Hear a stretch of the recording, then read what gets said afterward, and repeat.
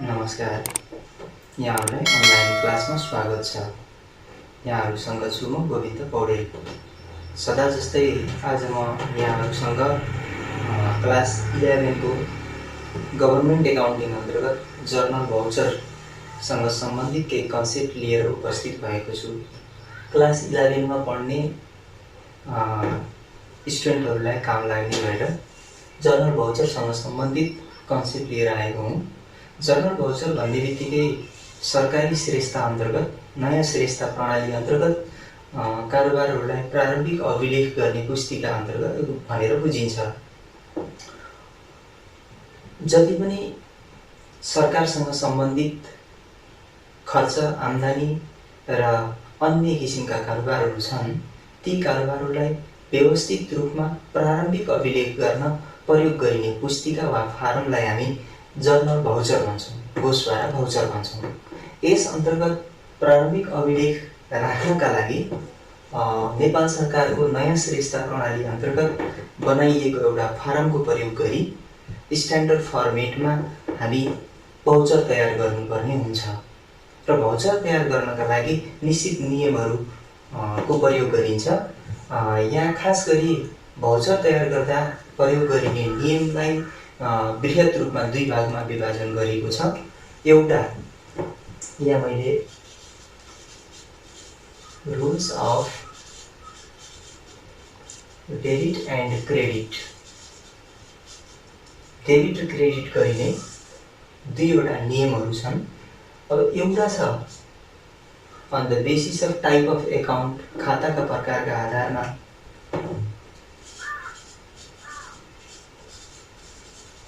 on the basis of type of account, खाताका प्रकारका आधारमा भनेर, र अर्को छ फेरि on the basis of accounting equation, र लेखा समीकरणको आधारमा भनेर दुई भागमा बृहत रूपमा वर्गीकरण गरेर यो रुललाई विभाजन गरेको छ। अब on the basis of type of account अर्थात् खाताका प्रकारका आधारमा हामी डेबिट र क्रेडिट गर्नका लागि खातालाई तीन भागमा बाँडेका छौँ वा बाँडेर अध्ययन गरिन्छ। अब तीन भागमा भन्न खोजेको कुरा के भने, पहिलो पर्सनल एकाउन्ट,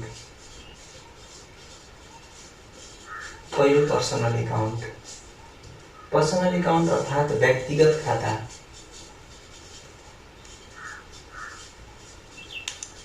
अब व्यक्तिगत खातामा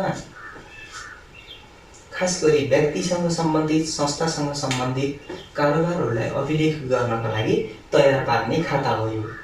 व्यक्तिसँग सम्बन्धित भन्ने बित्तिकै आर्टिफिसियल र नेचुरल दुईटै व्यक्तिहरू पर्छन् वा पर्सनहरूको कुरा हुन्छ र यस अन्तर्गत खास गरी कारोबारहरूलाई डेबिट र क्रेडिट गर्नेसँग सम्बन्धित नियममा डेबिट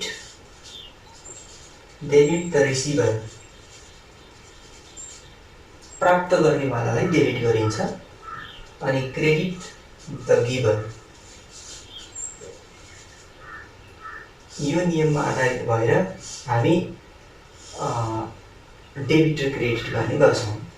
यदि कुनै व्यक्तिले केही सामानहरू प्राप्त गर्यो, केही प्राप्त गरेको छ भने त्यो प्राप्त गर्ने व्यक्तिलाई डेबिट गरिन्छ भने कसैले केही दिन्छ वा गुमाउँछ भने त्यस्तो व्यक्तिलाई क्रेडिट गर्नुपर्ने हुन्छ। व्यक्तिगत खाता अन्तर्गत व्यक्तिलाई आधार मानेर हामी डेबिट र क्रेडिट गर्छौँ। जस्तो कुनै संस्थाबाट हामी केही सामान प्राप्त गर्यौँ भने प्राप्त गरेको सामानलाई हामी आफ्नो खातामा डेबिटेड गर्यौँ र त्यो व्यक्तिले हामीलाई उपलब्ध गराएको हुनाले त्यो व्यक्तिको खातालाई हामी क्रेडिटेड गर्दैछौँ। र यसै गरेर दोस्रो छ रियल एकाउन्ट,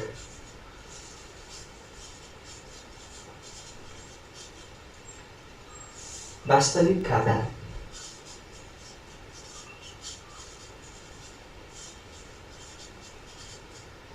वास्तविक खातामा खास गरी सम्पत्तिसँग सम्बन्धित कारोबारलाई अभिलेख गरिन्छ, अर्थात् सम्पत्तिसँग सम्बन्धित कारोबारलाई अभिलेख गर्न प्रयोग गरिने पुस्तिकालाई हामी वास्तविक खाता भनिन्छ। र यस खाता अन्तर्गत वाट कम्स इन डेबिट, जे प्राप्त हुन्छ त्यसलाई हामी डेबिट गर्छौँ।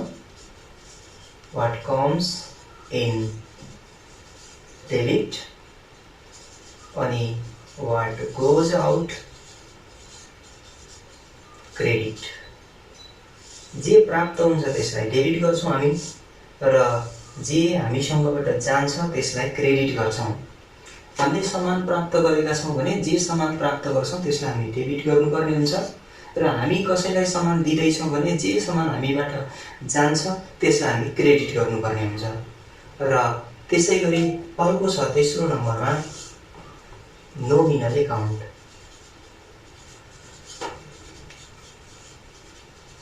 नोमिनल एकाउन्ट नोमिनल एकाउन्ट भनेको नाम मात्रको खाता। नाम मात्रको खाता,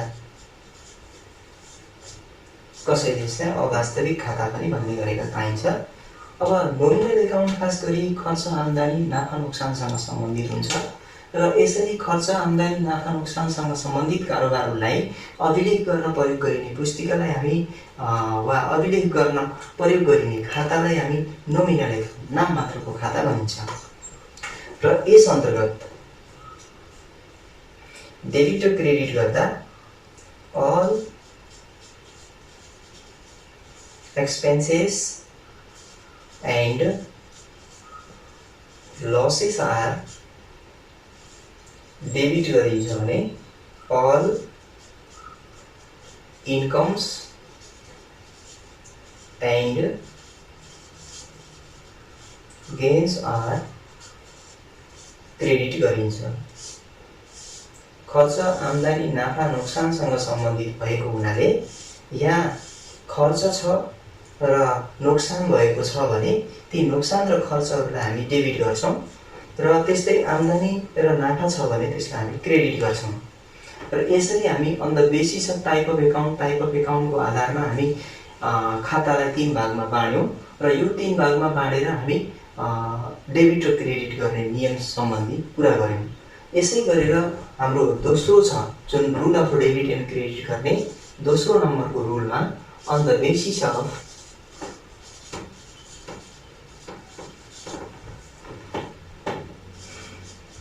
एकाउन्टिङ इक्वेसन।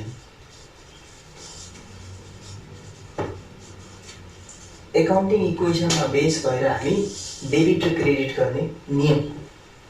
अब यो एकाउन्टिङ इक्वेसनमा बेस भएर हामी डेबिट र क्रेडिट गर्नका लागि सम्पत्ति अनि दायित्व पुँजी खर्च आम्दानीहरूसँग सम्बन्धित भएर गरिन्छ। जस्तो सम्पत्ति बढ्यो भने हैन,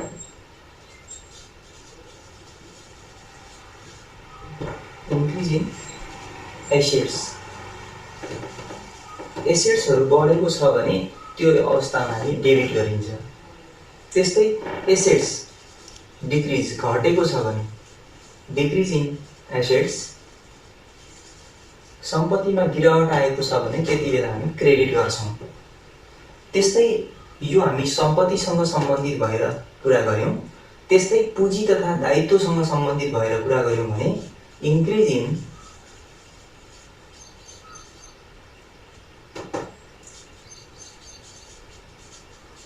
लायबिलिटी एन्ड क्यापिटल। लायबिलिटी र क्यापिटल यदि बढेको छ भने त्यति बेला क्रेडिट गर्नुपर्ने हुन्छ। त्यस्तै decrease in liability and capital, यदि लायबिलिटी र क्यापिटल डिक्रिज भएको छ भने त्यति बेला डेबिट गर्नुपर्ने हुन्छ। यसरी हामी एसेट्समा भएको थपघट र लायबिलिटी तथा क्यापिटलमा भएको थपघटका आधारमा डेबिट र क्रेडिट गर्न सकिन्छ। यस्तै खर्चहरूसँग सम्बन्धित र आम्दानीसँग सम्बन्धित पनि हुन्छ। जस्तो increase in expenses and losses. अब एक्सपेन्सेस र लसेसहरू इन्क्रिज भएका छन् भने यसलाई सम्पत्ति सरह मानिने हुनाले डेबिट, सम्पत्ति जस्तै गरेर ट्रिटमेन्ट गरिने हुनाले डेबिटमा देखाइन्छ। त्यस्तै decrease in expenses and losses छ छ भने यसलाई हामी क्रेडिट गर्नुपर्ने हुन्छ। र यस्तै जस्तो हामी यहाँ के गर्यौँ भने एसेट्सको कुरा आयो, लायबिलिटी र क्यापिटलको कुरा आयो, एक्सपेन्सेस र लसको कुरा आयो, अब इन्कम र गेनको कुरा बाँकी छ। त्यस्तै increase in incomes and gain र इन्कमहरू बढेको छ भने यसलाई लायबिलिटी सरह मानिने हुनाले लायबिलिटी जस्तै ट्रिटमेन्ट गरिने हुनाले क्रेडिटेड गरिन्छ। र त्यस्तै decrease in incomes and gain, income र गेन्सहरू चाहिँ डिक्रिज भयो भने त्यति बेला डिआर गर्नुपर्ने हुन्छ। यसरी हामी on the basis of accounting equation, change in accounting इक्वेसनमा आउने जुन परिवर्तन छ त्यो चेन्जको आधारमा पनि हामी डेबिट र क्रेडिट कसरी गर्ने भन्ने सम्बन्धमा र on the basis of type of एकाउन्टका टाइपका आधारमा पनि हामी डेबिट र क्रेडिट गर्ने नियमसँग सम्बन्धित भएर यो जर्नल भाउचरसँग सम्बन्धित केही रुलहरूको कुरा गऱ्यौँ। अब यहाँनिर कुरा के बुझ्नुपर्छ भने नेपाल सरकारको सरकारी श्रेष्ठता प्रणाली अन्तर्गत रहेर कारोबारहरूलाई अभिलेख गर्ने क्रममा जस्तो कमर्सियल बिजनेसतर्फ हामी नगद प्राप्त भयो या तपाईँको केही सामानहरू बेच्यौँ भने नगदमा नै प्राप्त भएको भन्ने बुझिन्छ। तर सरकारी श्रेष्ठता अन्तर्गत नगदमा कारोबार भए तापनि त्यसलाई नेपाल राष्ट्र ब्याङ्क अन्तर्गत डिपोजिट गर्नुपर्ने र नेपाल राष्ट्र ब्याङ्क मार्फत नै तपाईँको भुक्तानी गरिने हुनाले ब्याङ्किङ कारोबार सरह अभिलेख गर्नुपर्ने हुन्छ।